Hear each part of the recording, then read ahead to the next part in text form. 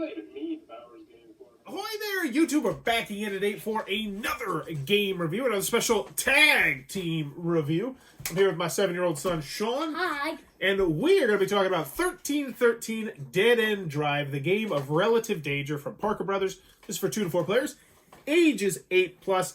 And just to clarify, this is a different game than the original 13 Dead End Drive, which we'll do another video on as well. We're going to talk about which ones we like, and we might even mention a little bit in this video. So in 1313 Dead End Drive, Agatha is dead. She's a rich old billionaire. She's got a whole bunch of money, and you want to be the person who gets the most of her dollar bills. If you want to see how the game is played, I'll post a link down below to a gameplay of it. This is just going to be our thoughts on it. Let's get to the review. Let's go over the pros. Let's go over the cons. Starting on the pro side. I think I'm actually going to start on the pro side of this one. What did you like about 1313 Dead End Drive, Sean? I liked the surprise that came out of the safe. The surprise? Okay. Yeah. Yes. So, the traps. You like the traps? Yeah. So, it does have traps. It has some cool traps. The Yeah. one, my personal favorite is one where someone spins into the fire. I like the one where just... Yeah, there's a little piggy bank that that shoots out of the safe. It's like, attack. Yeah, you open the safe, the person's breaking into the safe, and then they get hit by a giant piggy bank and they die. It's humorous. They have the same knight that kind of falls on you, and they have a boar's head, and I liked that as well. There's 1, 2, 3, 4, 5 traps, so I'd say that's a good amount of traps in the game. I also like the artwork. I like the fact that they added some new characters, and they really tried to get some one new character. And they really tried to get more theme into the game, which is good. And they tell you a little bit about the different characters, which I like. Yeah. It looks cool when it's set up. Please stop squirming. It looks cool when it's set up, I think. I think having this out on the table is definitely going to give you a wow factor, right? Like, if you see this, you're going to want to stop and watch the kids play it, wouldn't you? And that's what I got. Is there anything else you like about this game? I like the creative names you could use for, like, activating the traps. What do you mean?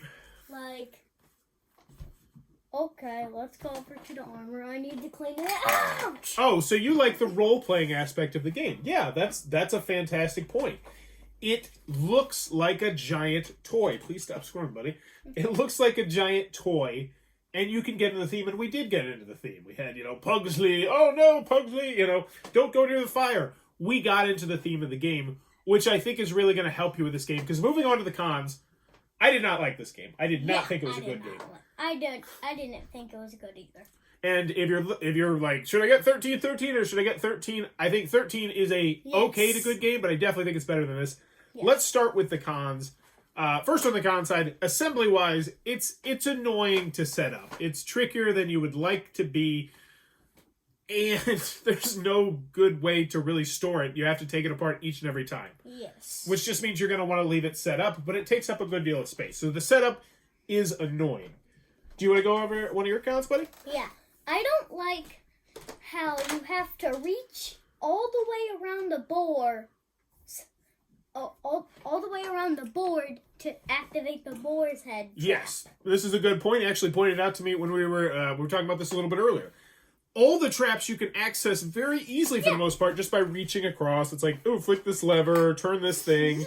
But the boar's head, you actually have to physically reach all the way around the back of the board and flick it. And if you're sitting on the other side of the table, that means you kind of have to just get your whole body just like up like this, which means you might knock something else over. You might spill a drink like I almost did. And yes, it would be nice if you could activate that at the front. So I think that's a solid point. That was placed somewhat poorly.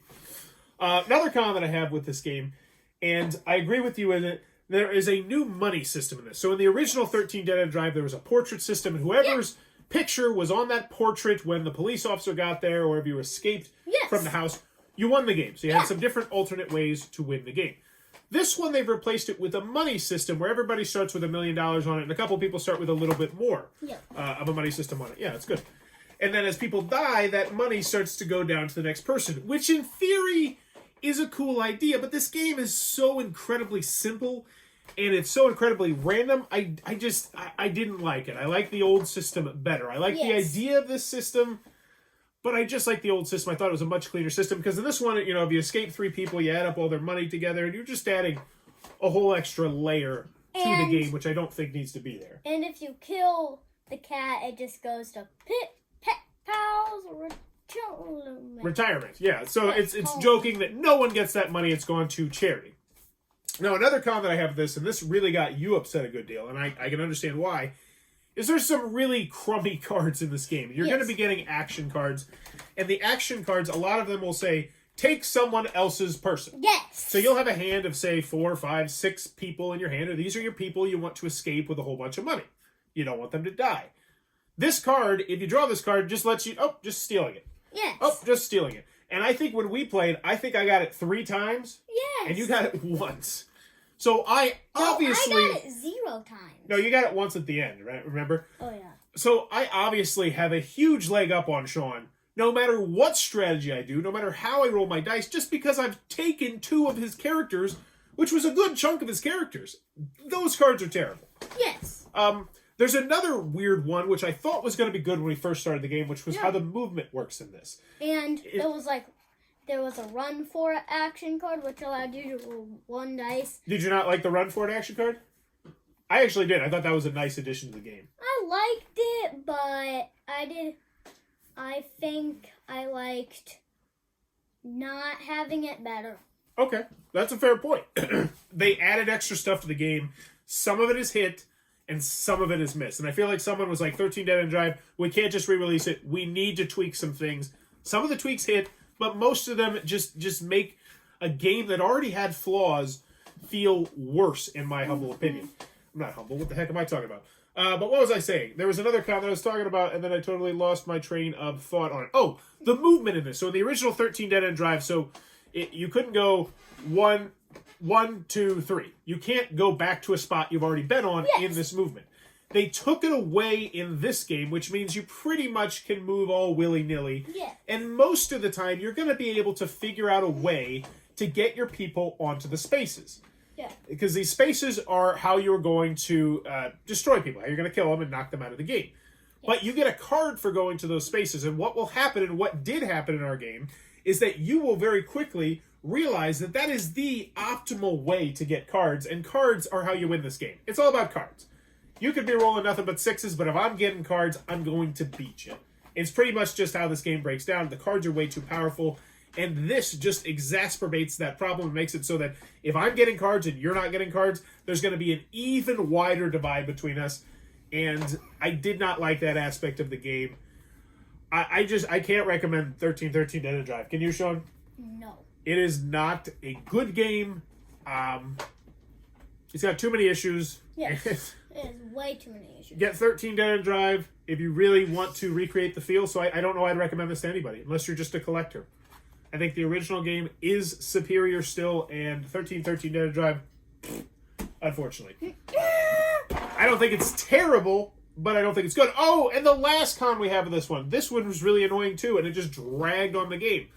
Once you get down to just like 1 or 2 characters, it's just a tug of war. Oh, I rolled a 4, I'm going to move him 4 spaces to the door. You rolled a 5, you're going to move him 5 spaces away from the door. Oh, I rolled a 3, I'm going to move him 3 spaces towards the door. Oh, you rolled a 6, you're going to move him 6 spaces away from the door.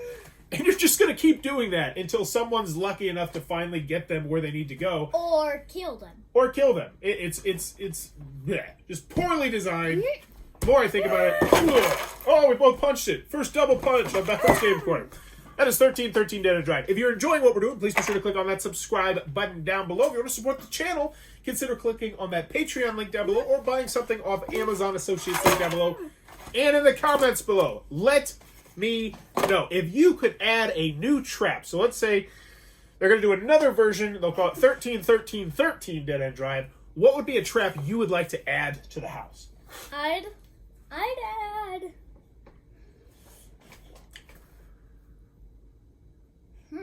Would you like me to go first? Yes. All right. What I would like to do is I would like to make the board so it's elevated. So it's actually up off the ground.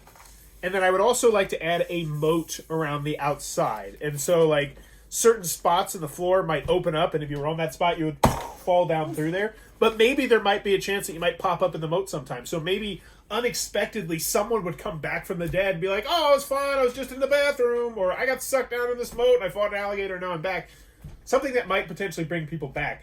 It doesn't happen often, might not even happen once in a game, but if it could happen. I think that'd be cool.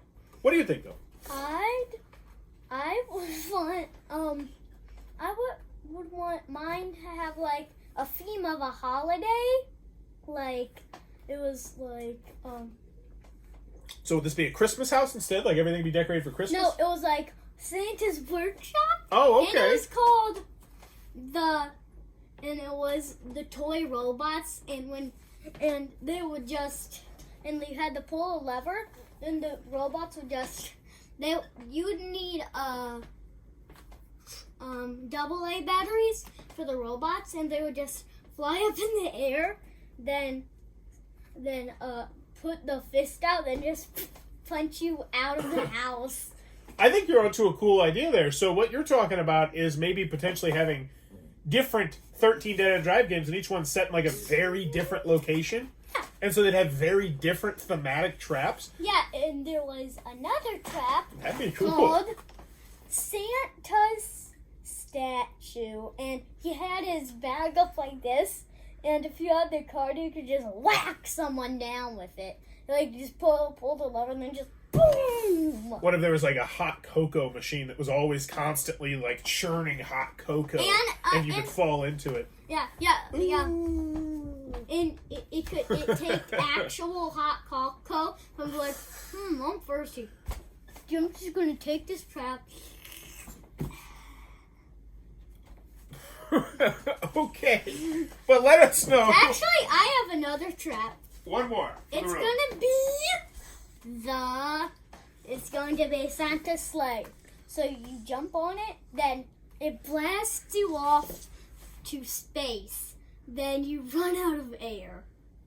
Okay. Let me know in the comments below what would be your trap. And as always, thanks for your time, YouTube.